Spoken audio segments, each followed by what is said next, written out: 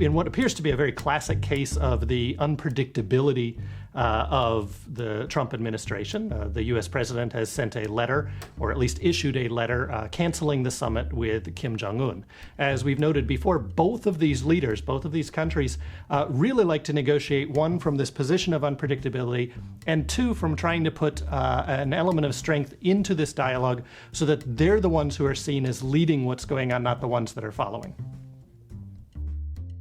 For North Korea right now, they are going to be trying to play on the court of international opinion in this. They have taken very physical, concrete steps toward demonstrating that they're willing to participate in this process, in this denuclearization process. They have released the prisoners.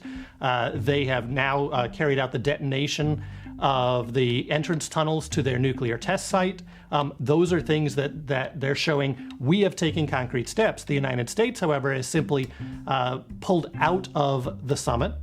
And from the North Korean perspective, they've done what they needed to do. I think that we're going to see the South Koreans, the Chinese, the Russians, all in many ways being more sympathetic to North Korea at this point. And it's going to be harder for the United States to draw international support for a continuation or expansion of its maximum pressure campaign against North Korea. We're not 100% sure that the summit is actually off. The North Koreans had sent hints that they might cancel the summit if things aren't going well. In the letter that President Trump issued, he actually said, I would like to have the summit. If you still want to have the summit, let's call or get in communication and maybe we can have it. The White House has already issued the coins for the summit. That doesn't guarantee that it will happen.